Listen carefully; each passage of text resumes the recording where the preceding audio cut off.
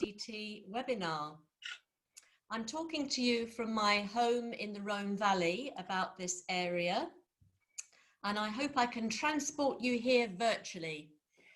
The presentation is about 45 minutes of slides, and then there should be time for some questions afterwards. And if you have a glass of Rhône wine with you on this journey, so much the better. Enjoy. If we haven't met before, I'm Linda, I'm British and a resident of the Rhône Valley. I worked in London for about 20 years, but never in the wine trade. And my interest in wine led me to do the WSET qualifications through the WSET School London, and I became a wine educator. I moved to the Rhône about 12 years ago and set up the house in this photo as the Auberge du Vin, where I run wine holidays, and I now teach the WSET qualifications myself. So I need to credit Interrhône, who are the generic trade body for the Rhône Valley region, because they have supplied some of the slides in this presentation and some of the statistics. Their website, vanrhone.com, is a really useful source of information on Rhône wines if you're studying them or just are generally interested in them. It's got loads of information. However, the views expressed today are my own in the presentation, and I've also listed there my email address if anybody doesn't feel like asking questions on the webinar, but would like to contact me afterwards with any queries about Rhône wines. Happy to answer them by email. So here's an outline of what I'm going to be looking at today on this presentation. In the first part, we're going to be looking at an introduction to the area, the geography, the names of the wines and their commercial profile. And in the second part, I'd like to try and give you more of a bit of an insider's view of the Southern Rhône. And we'll be looking specifically at the harvest here this year, what's new in the Rhône Valley wine world, and what people here in the wine world are actually thinking and talking about, what's on their minds. So to start, for those of you who are around the world, it's wonderful to hear. We have South Africa and Peru and Portugal, people from all around. Here's my area of the world, and it's a bit of a small slide, but you can probably see at the very top where I'm pointing here is the city of Lyon, and at the bottom here is the port city of Marseille on the Mediterranean. And in between, the Rhône River runs from north to south, and the area sort of shaded on the map are the Rhône Valley vineyards. It's roughly divided into two parts, the north and the south. And we think of it with a sort of imaginary line about halfway across here through Montalimar, dividing the north from the south Rhône Valley. I live just east of Avignon in the south here, just around here where I'm pointing now. You can already see, although it's difficult to see the names, you can see from the size of the vineyard area that the north is a much smaller area and actually only produces about 5% of the total wine production by volume. But it does have half of the top winemaking villages. So it's a small production of very high quality wines in the north. The south, by comparison, is much larger.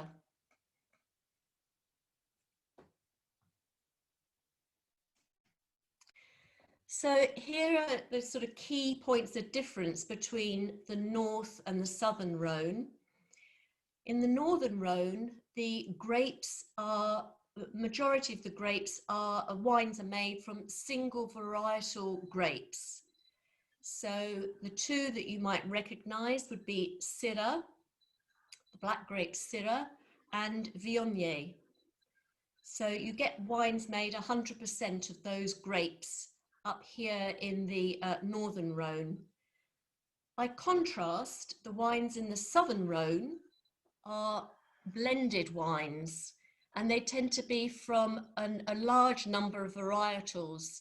You can use up to 30 different grape varieties here, but the most prevalent is the grape Grenache, which is a Spanish grape variety, which really responds well to the hot Mediterranean climate of the south.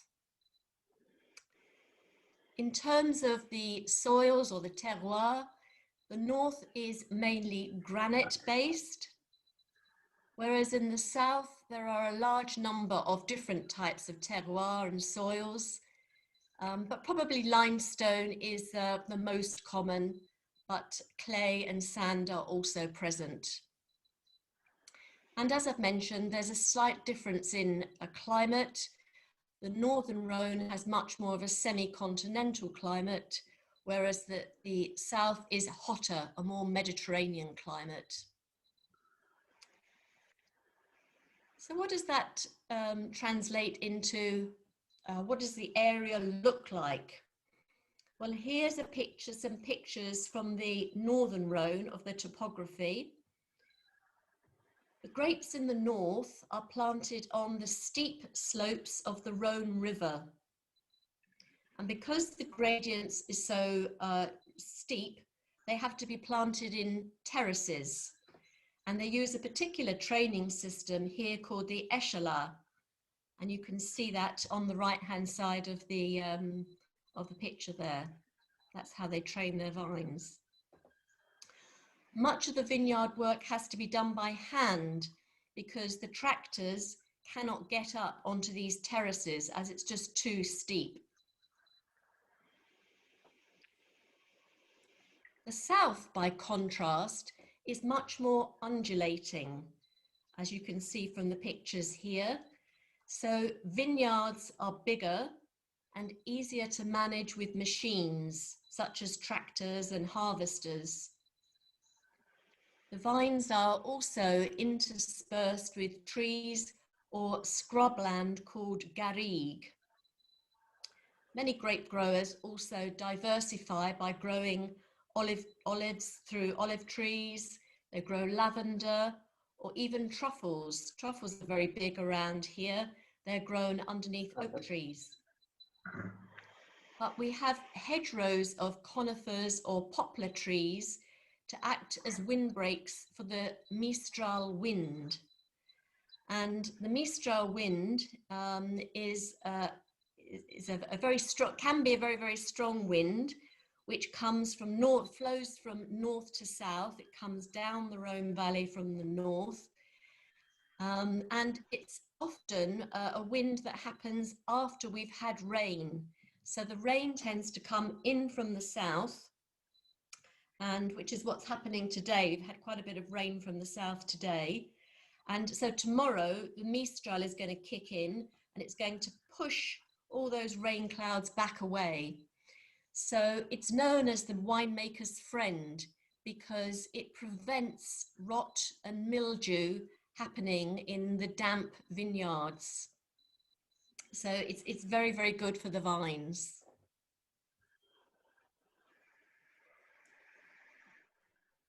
This is just looking at more of the commercial side of the Rhône.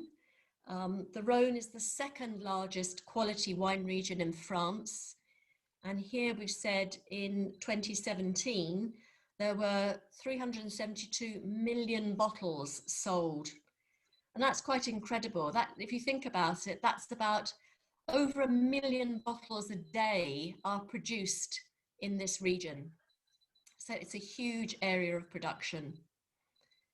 In terms of the colors of the wine, this is still a big red wine country. 74% of the vineyards are growing red grapes. 16% are growing grapes for rosé wine. Now that has certainly increased in the last 10 years as consumer demand across the world. I'm sure everyone's experienced that in their home markets, that rosé seems to have suddenly become fashionable and is continuing to sell well across the world.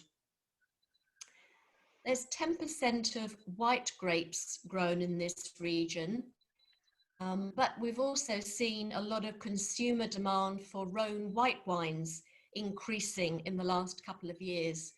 So Interrhône have now got a big project to identify where these white grapes grow best, and they will be expanding their planting in these areas for future wine production. So do look out for those white wines coming from the Rhône Valley. We've mentioned the grape varieties before. We've mentioned Viognier, but there also Grenache Blanc is very big, Bourbon, and a couple of other different white grapes. But if you haven't tried one, do try a white Rhône if you get the chance. Of the wines produced, only 33% is actually exported, which quite surprises me that there's a really big demand for Rhône wines here in France. So they sell really well here. And of the 33% that are exported, in the box on the right-hand side, you can see the major export markets. Now, the US and the UK are sort of vie for the #1 position, but they're both currently about 16% of the export market. Both have commercial pressures in those markets, which we'll talk about a little bit more later. But I should also note here China. China has really increased strongly in the last 10 years in their demand for Rhône wines. 10 years ago, they were importing about 500,000 bottles of wine. But now, in 2018, they actually imported 11 million bottles of Rhône wine, bringing them up to the 4th biggest export market for the Rhône wines.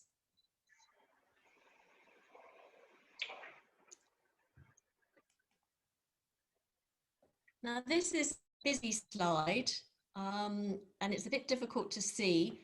I'm trying to do two things on this slide. I want, first of all, to show you the Appalachians, or the named regions of the Rhône Valley, as well as their relative size of production.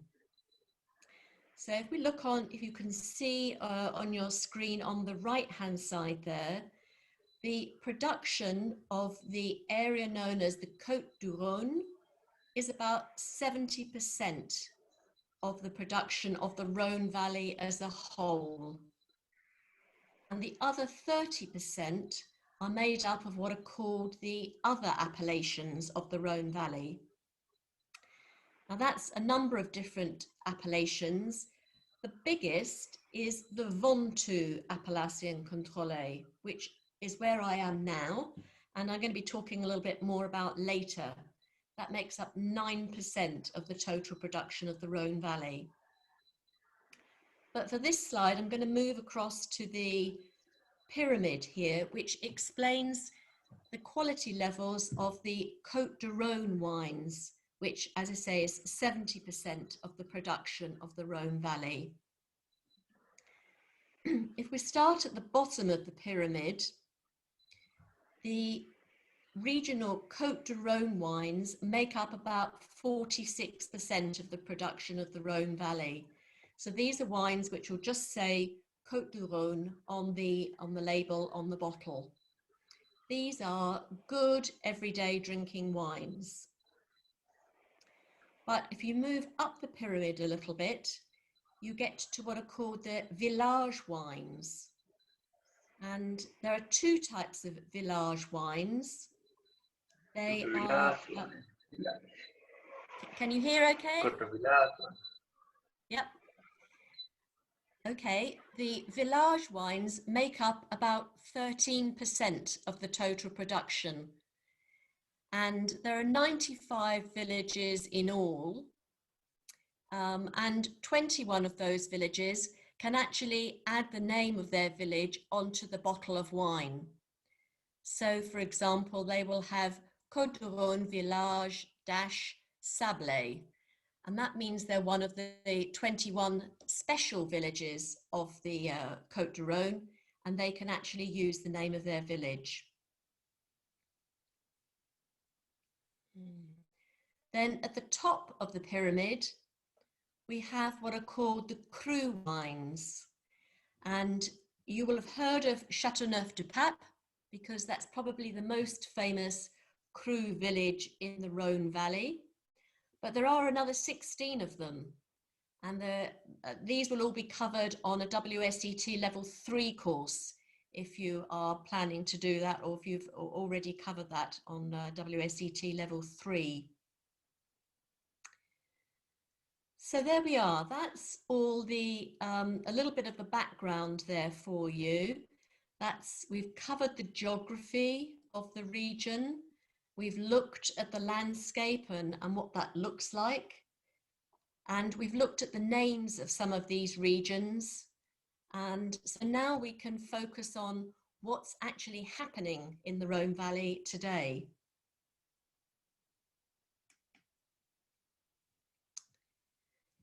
Here's again a picture of the Auberge de Vannes where I live, and I wanted to show you some photos from around the house. You can see from this aerial photograph that I'm surrounded by vines for neighbours. It's a bit different to the view of the Metropolitan line that I used to have from my old flat in London. A bit more, a bit greener and not so noisy.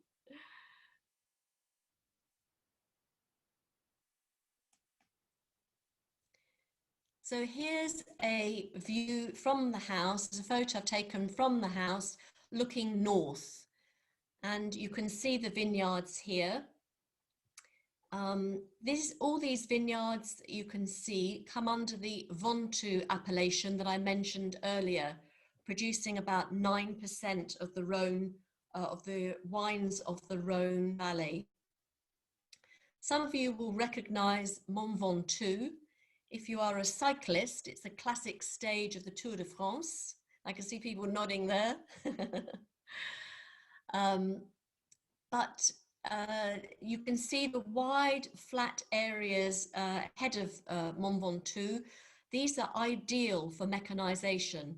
It's very easy. The vines are planted in spaciously so that tractors can get through and weed and trim the vines, and the mechanical harvesters can come out and actually harvest the grapes at this time of year.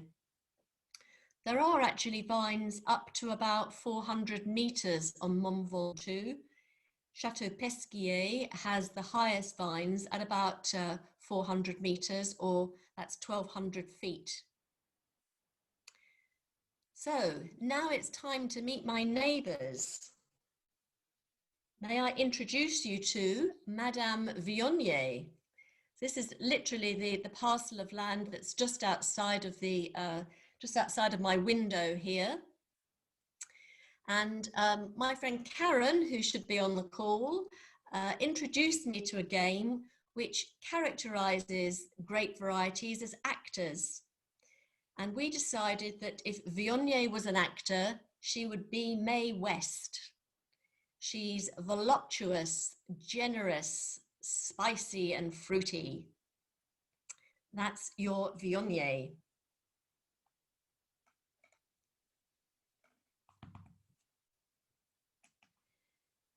On the south side of the house, we have a parcel here of Grenache. Now, I think Grenache is a female grape. I like to think of her as female. And if she was an actor, I think Salma Hayek, or perhaps even Penelope Cruz. Attractive, friendly, approachable, but can be intoxicating. The wines do improve with age, as do those actors. And for those of you with sharp eyes, you can possibly see at the bottom of this photo an irrigation hose. And just to note that in this area, you can irrigate vines up to for their first 3 years. So these are actually 2-year-old vines which have been irrigated this year, but I'll be touching a bit more on irrigation a bit further on. My third neighbour is Monsieur Syrah. For me, this is Sean Connery as James Bond. Smooth, fruity, everyone's attracted to him. He's often travelling around South America or Australia, but he's always a class act, and the accent never changes. For Karen, he's Antonio Banderas. He can be serious, brooding, and he adds gravitas.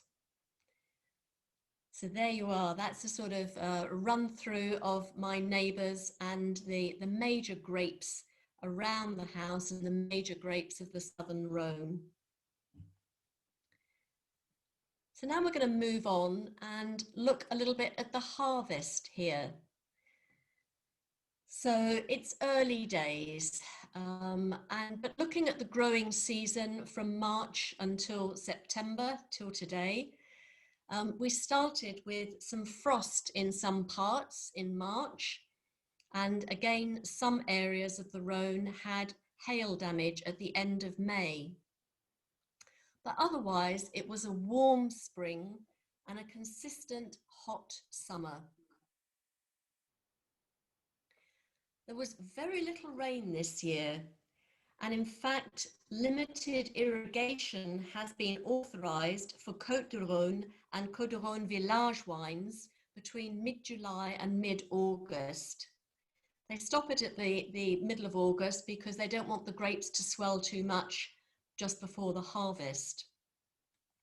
But this is unusual to have irrigation at this time of year because we've just had a real drought this summer. It was an early harvest.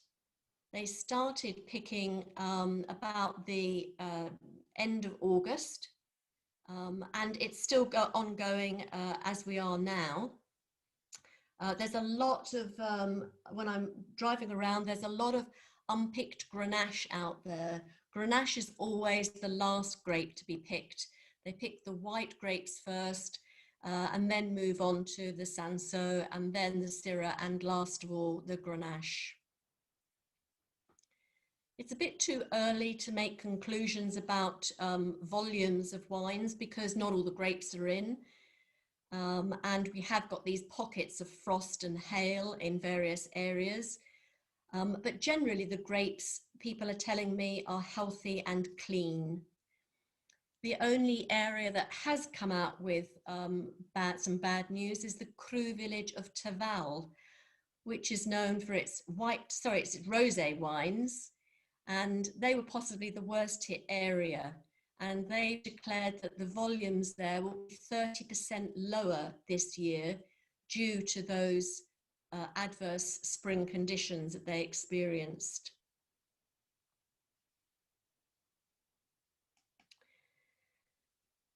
So the next couple of slides, I wanted to talk a little bit about mechanical harvesting.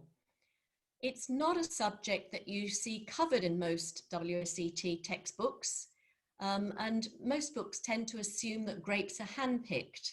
It's also not something that you see at all, I don't think, in UK vineyards. Usually the cru wines of the Rhône Valley and the smaller parcels of vines are handpicked, as are the wines as we talked about in the Northern Rhône. But much of the wine in the Southern Rhône is actually harvested by these machines. I spoke with the winemaker at the Cellier de Dauphin, which is the largest producer in the Rhône Valley, and they say this year probably 70% of their harvest has been done by machine. The reality of living in the southern Rhône while this mechanical harvest is going on, means that for 3 weeks you have got this drone of machines going on around you. And the harvest started here for me in the Ventoux on Monday the 31st of August at 4 a.m. when I was woken up by a mechanical harvester like this right outside my bedroom window, starting to harvest the viognier. So you do have to get used to being woken up by these machines. So how do they work? So you can see here, the machine actually straddles the vines. So I've got a row of vines in between. And I've got a nice slide here, thanks to Chateau Pesquier here in the Ventoux, who provided this diagram. The machine that we saw there clasps the stem of the vine and it vibrates. You can see the machine is going from left to right here, and it violently shakes the stems of the vines.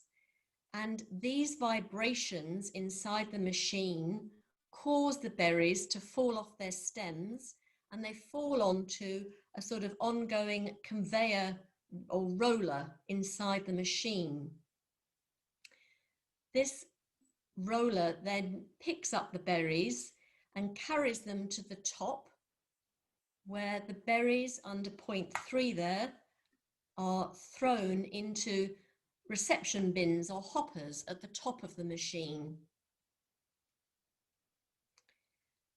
Meanwhile, there are blowers going which will eject the leaves and the stalks from the machine. So all that you've got in there are hopefully some nice clean berries.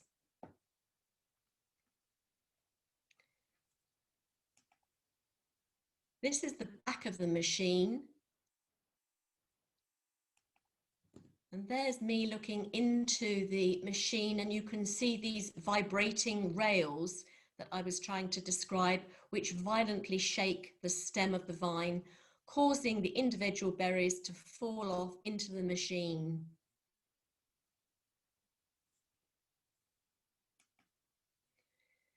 So that's the machine going up and down. They'll go up and down a couple of rows of vines until the hoppers on the top are full of berries. Then the machine will stop, and there will be they will meet up with a tractor with a trailer attached to the back. And if you can see in this picture, they're lifting, there's a man on the top there with his headphones on, and he's checking that the machine is in place, and the hopper is lifted up, and voila, the berries all fall into the trailer on the back of the tractor. The trailer waits until it's had a couple of loads of berries, and then the tractor drives off to the winery. So the roads around here are full of tractors with trailers on the back. This is one of my favorites. This is from the village of near Gigondas. I photographed this. These are actually hand-picked grapes in the back of this trailer, because they've got lovely, nice round bunches still there.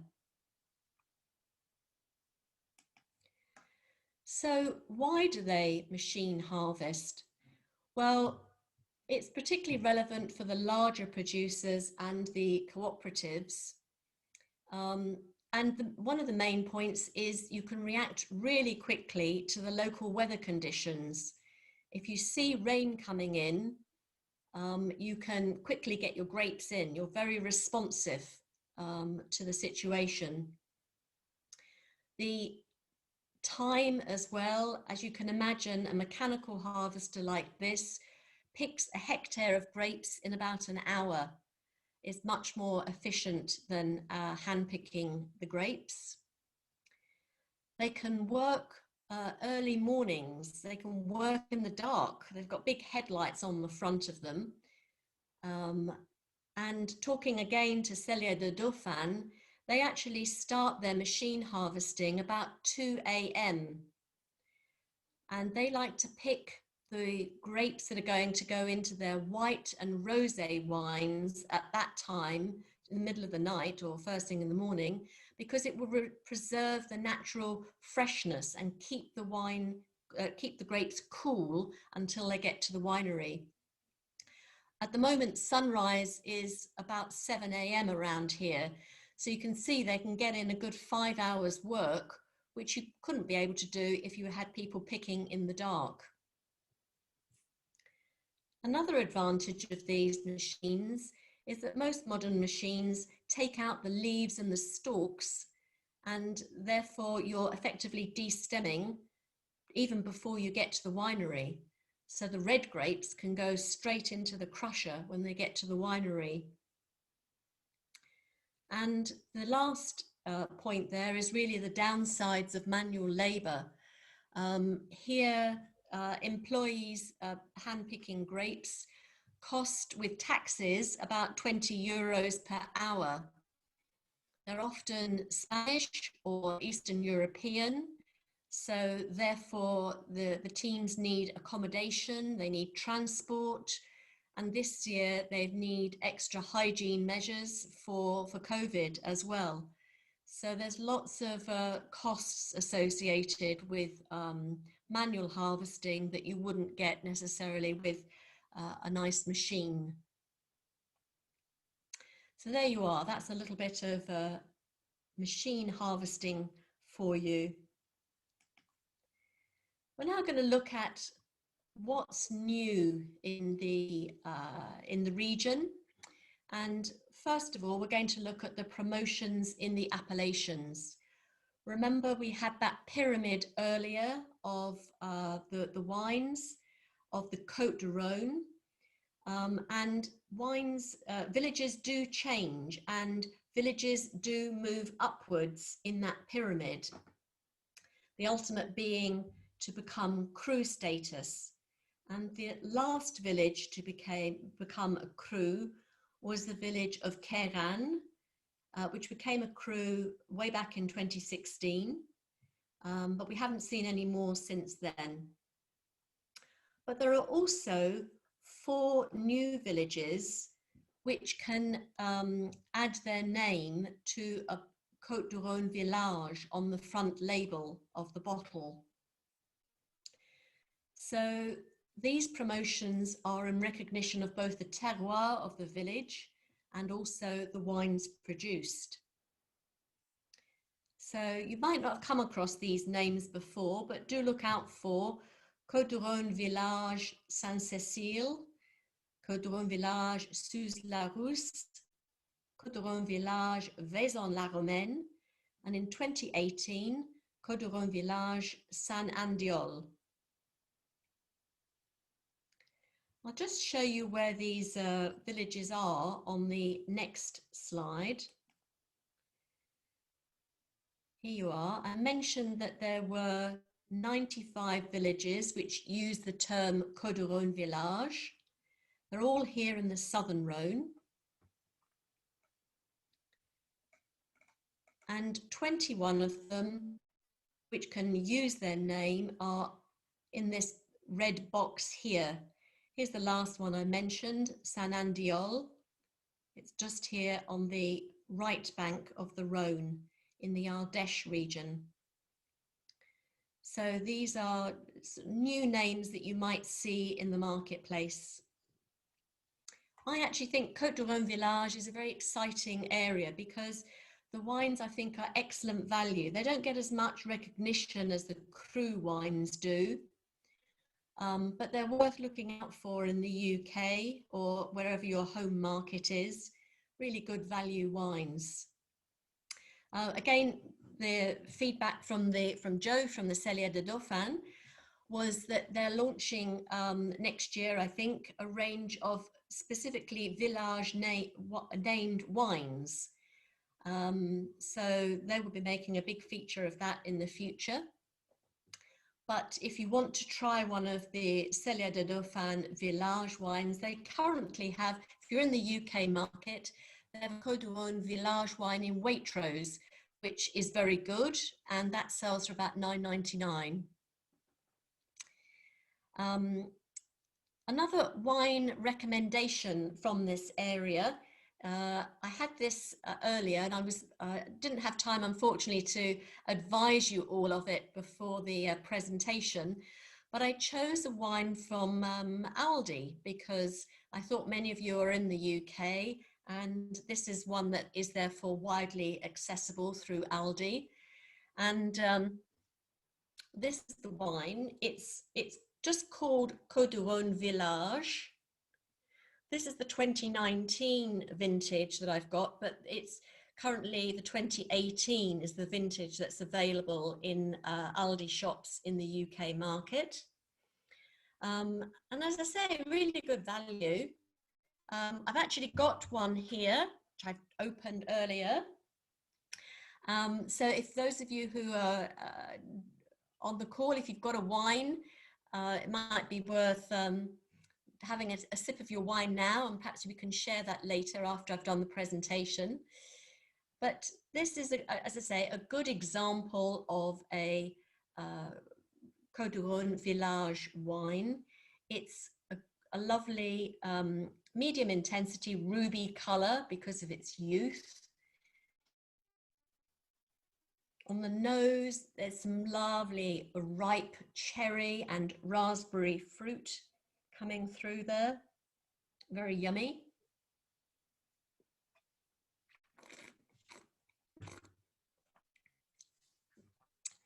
On the palate, it's a medium-bodied wine. It's got low tannins and a lovely smooth finish. It's a very easy drinking wine. As I say, that's a Côte du Rhône Village from Aldi.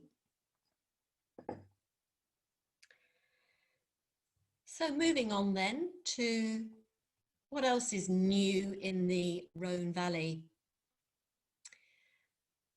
I think it's worth just highlighting the region's commitment to sustainable agriculture. I'm sure you're all aware of the growth in organic wine production. That's worldwide.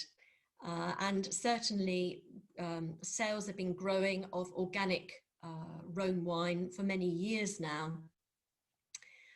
And by that I mean that the region has a commitment to eliminate chemical weed killers and pesticides in the vineyards. But also there's a big commitment in this area to biodiversity. There are several different projects that Interrhône are leading to encourage birds, to encourage bees to the region. There's even a big project I was discussing the other day with somebody on nesting boxes for bats. And bats are really good because they do actually eat a lot of the smaller aphids and flies, and they're very much encouraged in the Rhône Valley at the moment. Corporate social responsibility, well, I think this is all companies and all wineries are included in that.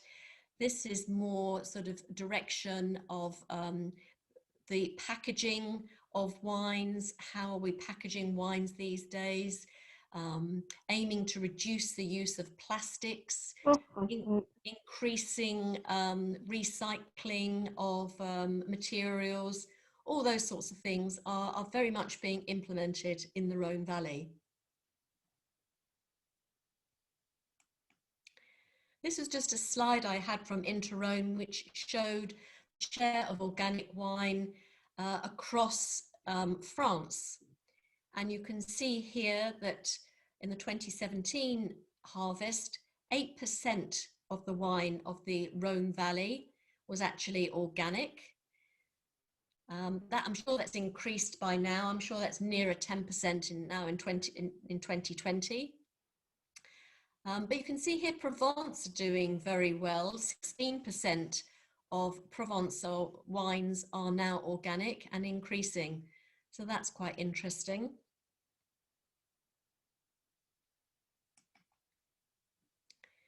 Okay, we're coming to just the sort of last parts of the presentation. and I'm trying to address the current challenges to winemaking and what's on the minds of winemakers here in the Rhône Valley. And I'm sure many of these things are also apply to other winemakers around the rest of France. But climate change is always going to be a big one. In this region, it's how to handle those more random weather patterns that I was talking about earlier. Suddenly getting a frost in, say, the end of April, or suddenly you get a really heavy hailstorm in May when you weren't expecting it. We're seeing things like the hailstorms, the seeding of thunderclouds before they reach the vineyards, so that they drop the hail before they actually cover the vineyards. And for frosts, they're trying to, as they are in other parts of France, the braziers, trying to have fires in the vineyards, trying to keep the temperatures up in those very cold, unexpected frosty days or nights. Drought is probably the biggest challenge to the Rhône Valley, and because the heat has just been increasing significantly. Last year, it's not been as hot this year as last year, but last year we saw temperatures of 47 degrees C at the end of June, which wasn't planned at all. And then we know that in July and August, it's a very dry period. And so the grapes last year were quite dry and small by the time they were harvested. This year, as I say, it's not been as bad as that, but we're having to prepare for drought. And there are big discussions going on between the authorities and the winemakers as to when they can, when they're allowed to use irrigation in extreme circumstances. There are also the commercial pressures. As I said, as we saw earlier, the two biggest markets for Rhône wines are the US and the UK. And we've now got a 25% tariff on all wines imported into the USA, which means selling them really extra difficult into the US. So sales there have been extremely challenged. And of course, with the UK market, the French are trying to grapple with how to cope with Brexit and what's going to happen with the trading arrangements post-Brexit and what's going to happen to exchange rates. All these sorts of things are on the minds of winemakers now. And now we've got the third C coming in, another challenge, which is COVID. And there's the immediate impact on the harvest, which is a challenge. What happens if somebody in the winery gets COVID? And at the moment, the rules say that if there is COVID in a workplace, that everyone has to self-isolate for 7 days. Well, of course, that's terribly impractical when you're trying to daily harvest grapes and to make wines over this period. So that's quite a challenge. But looking forward, there are trade shows expected. They normally happen in February and March next year. Are they going to happen? Are people going to be able to fly and to travel? How are they going to manage the relationships with their suppliers? All of these are thoughts on the minds of winemakers at the moment. I must say that one of the opportunities afforded by COVID has been the bag-in-box. I know that in the UK, and certainly here in France, sales in bag-in-box in French supermarkets have gone up 300%.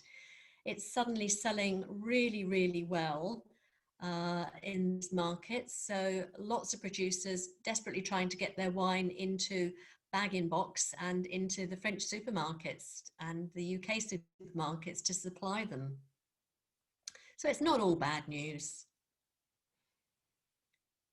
And in fact, I wanted to try and finish on the positives. I think the Rhône Valley still has a great future for winemaking.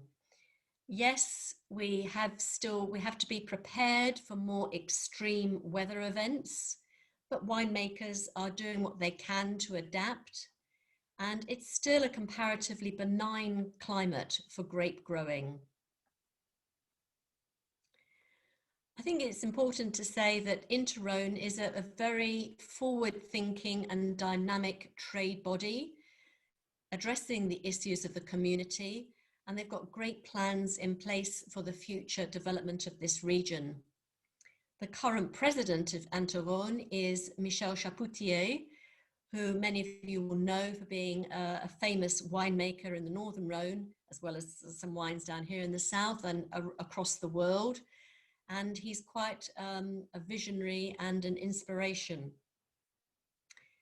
And lastly, I think really the Rhône wines continue to sell as they are well-made, reliable and good value wines.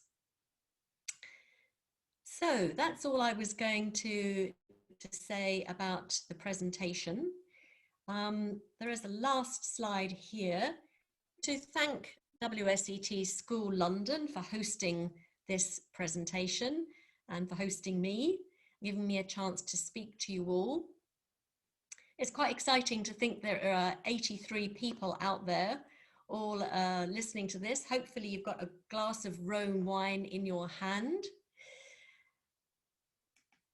And again, there's the slide. If you want more information on the Rhône Valley, do look up the vanrhone.com site, or if you want to talk to me, send me an email and I will do my best to respond to you.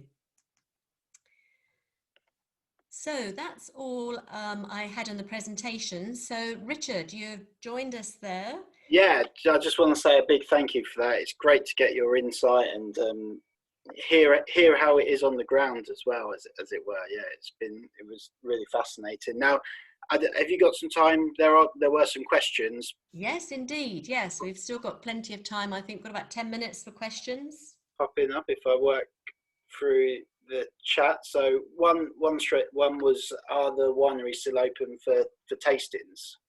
Yes, most definitely. Yes. So, and they're at a social distance. That everybody here adheres to a social distance of 1 meter. And of course, you have your one glass, and you don't allow anyone else to touch your glass. But yes, it's very much still open for business. Yes.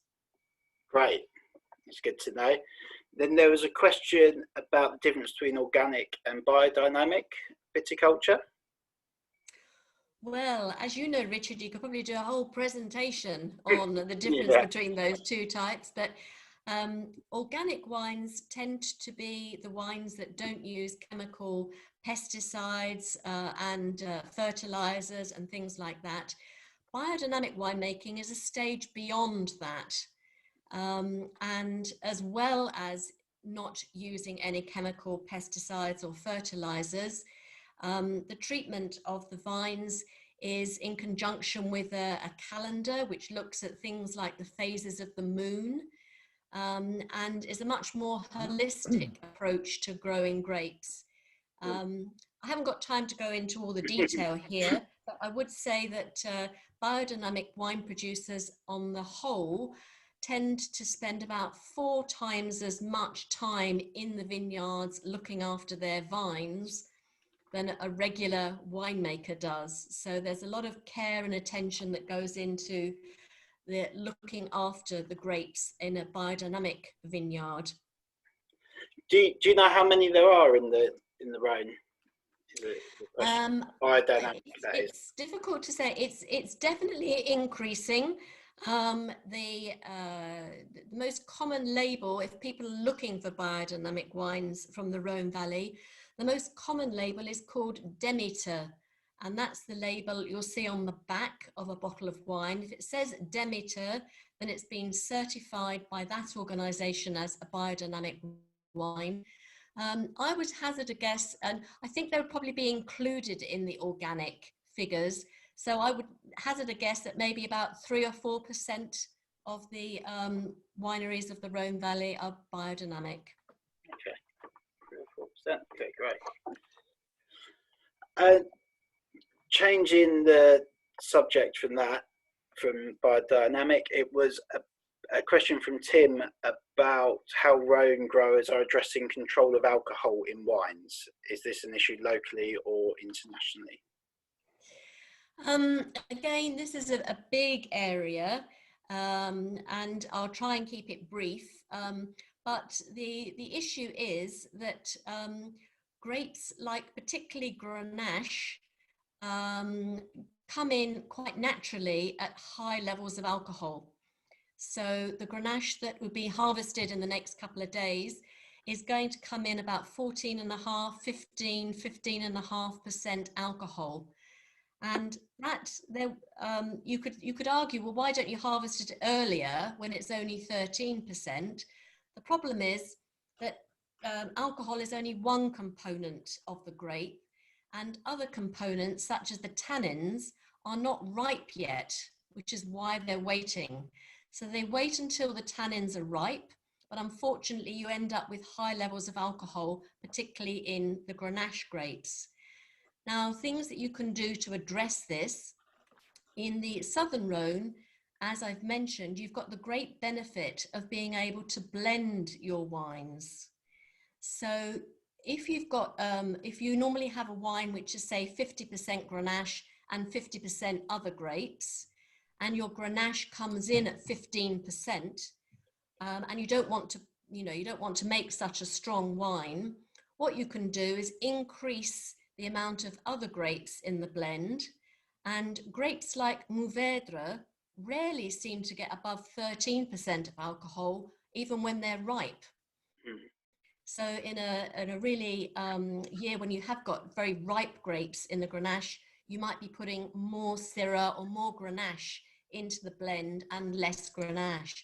That's a kind of temporary thing that you can do to manage in the winery. There are longer term things that you can be doing, which is maybe for replanting. People are planting Grenache at higher levels, and maybe even on north facing slopes, in order that they don't get so much exposure to the sun, and so that the alcohol naturally will come in a bit less than those high levels of 15 degrees. Great, thank you. I think moving on sort of slightly from that, Christopher had a question about exchanging portions of Syrah, because it might have been a bad year for Syrah over to Mourvèdre. So do you have any information on that, particularly in Châteauneuf-du-Pape? I don't know what I will be honest and say I don't know what's going on with the Syrah in Châteauneuf-du-Pape today. I haven't heard that they've had a bad time. Certainly it's normally the Grenache that gets affected by bad springs, and I haven't heard anything about that this year for the Grenache in Châteauneuf. So no, I don't know that, of any concerns about the Syrah in Châteauneuf, and certainly here in the Ventoux and most of the Southern Rhône, I haven't heard issues with that. Great, thank you. I saw Richard Lane put his hand up. Hello, yes. There you are. Hello, hi Richard, how are you? Fine, thanks, Richard. How are you? Right? Yeah, good, thank you. Hi, Linda. It's Richard Lane. Hi, Richard. Hi there, Linda. Lovely presentation. Thank you very much. And I'm hoping to complete diploma fairly soon. So this is very helpful, timely. My question really is about Southern Rhône. Two-part question to do with the Southern Rhône, and more about its reputation, really. Do you think the rep of Southern Rhône, which always seemed to lag behind the Northern Rhône, is catching up a bit? And do you think the cru, excluding Châteauneuf-du-Pape, in the Southern Rhône are kind of getting on an equal pegging with Châteauneuf-du-Pape now? Because some of them are really, really good, aren't they? Like Gigondas and Connery, I mean, and Rasto. There's some really good quality Southern Rhône now, isn't there? But I sense generally it hasn't been getting the appreciation internationally as much as the Northern Rhône. Well, that's really quite a subjective question, I suppose. I'm biased because I'm in the Southern Rhône, and I tend to think of them as being fantastic wines. And I Me think too. it's also a question, it's going back to perhaps, Richard, what I was saying earlier about the Northern Rhone being a smaller volume. They are only a small volume of production. And so I think there is a little bit more of an exclusivity around those wines. And they've drilled down, there's a lot of work being done on the specific parcels of Syrah and where they're located. There's a lot of work being done by the winemakers there to give the sort of parcel identity to some of the wines. So I think that's going on. I think you're right. I think there are actually 9 crus in the Southern Rhone compared to 8 in the Northern Rhone. By far away, the biggest is Châteauneuf-du-Pape. But yes, you're right. The Gigondas and the other cru wines are catching up and getting more and more visibility. They're doing things like reducing, trying to manage the yields, trying to do special vintages. Certainly in Châteauneuf-du-Pape, they're trying to do a premium range of sort of 100% Grenache style of wines at their top level. So yeah, I think that there's a lot of visibility in the Southern Rhone, and I think they will certainly, they are as equal to the Northern Rhone in quality. Thank you. And just very quickly, what is your favourite cru from the Southern Rhone? That's a good question. I think I love Gigondas wine, and that's only about 20 minutes away from here. But I often point out Lirac to people. Oh, fabulous. Because it's on the right bank, and really very few people go and visit there. Very few people know their wines. As the crow flies, they're only 20 kilometers from Châteauneuf-du-Pape. Yeah, they're opposite Châteauneuf, on the other side, they're just directly on the opposite. other side, yeah. But they just happen to be on the wrong side of the river, and all the action's on the left bank at Châteauneuf-du-Pape. And Lirac on the other side just has got the similar type of terroir, but they don't have the same type of visibility because they're not as big. And certainly I've had real joy out of 10-year-old Lirac wines, which have cost me €9 a bottle. Yeah. So it's great value as well. So yeah, I put a word in for Lirac as well. I'm glad you did, because I like Lirac, and their white Lirac is good as well as their red. It's very good. Yes, isn't it? yes. Yeah. Thank you, Linda, very much. Good. Thank you, Richard. Cheers. Have you got, I mean, there's amongst all the people saying all the wonderful presentation, there are a couple more questions, if that's okay. Yeah, sure, yeah. Yeah. So there's a question about carbonic maceration, and is that a common practice in the Rhone? Quick answer, no. No. Okay, great. And then a question about why is Provence so far ahead with organic wines? Short answer, probably climate. Yeah, it's in this climate that they're south of here, but often when I'm visiting winemakers, it's not a question of I don't ask them sort of, have you thought about becoming organic? I ask people in this hot climate, why are you not organic? Because really it's more the people in the cooler climates which suffer more from the lack of sunshine, the increased rain, and they have more problem with bugs and with rot and with mildew. Here in the south, you shouldn't have that. And that's, as I say, why I think that the south is probably the better area, the easier area for making organic wines. Great, thank you. And then I think a final question from what I can see, unless anyone wants to fire one last one over that I've missed, is about sweet wines of the Rhone. And can you explain a bit more about them and a few popular names? Right, that's a good point. Yeah, on my pyramid that if you want to go back and look on the slide on the pyramid in your own time, there are 2 cru sweet wines. The most popular is a wine made from the Muscat grape in the village of Baume de Venise. and the title of the appellation is Muscat de Beaume de Venise. That's I think it's still quite an unfashionable drink, but I love it. It's a great wine made.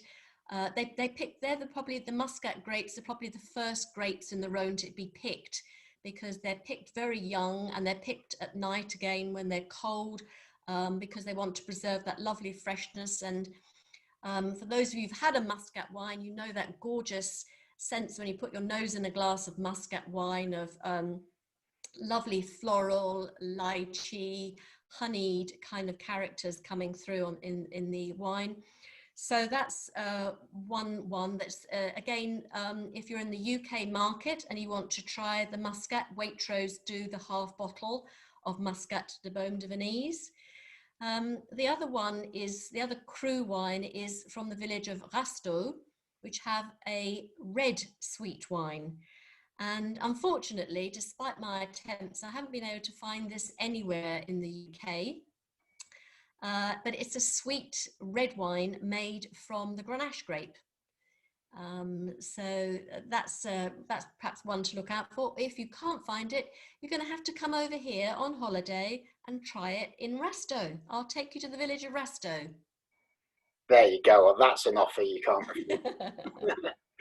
Great. Well, I think if can we have one final question then that just come in when I gave the final call out, and it was about do you have any producers you'd recommend as good examples of classic traditional versus modern to promote in the Southern Rhône? If you'd like to show a contrasting lineup. That's a really difficult one, because I don't know what you're trying to do. Christopher, are you there? Sorry, what was that? I was just asking if the person who asked the question was still. Because each of the regions has traditional winemakers and more classical winemakers, and then they have often the younger ones who are a bit more dynamic and making a bit more fruit forward styles of wine.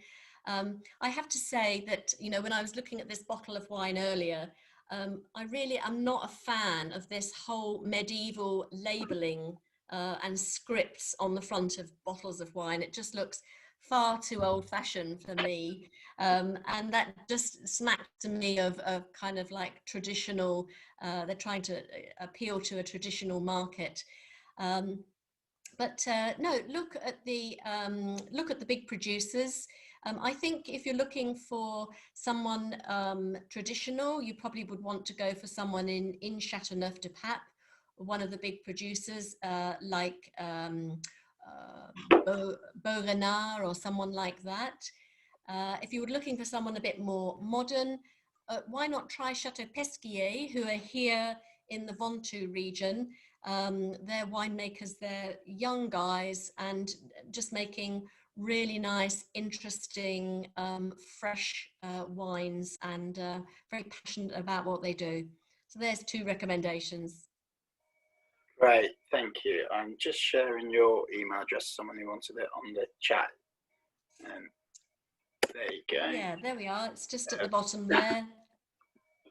Yeah, great. Well, thank you very much. I think that's there you go. I think that's it for the questions, and yeah, just thank you again for joining us this evening and taking us around the Rhône. It's been really interesting.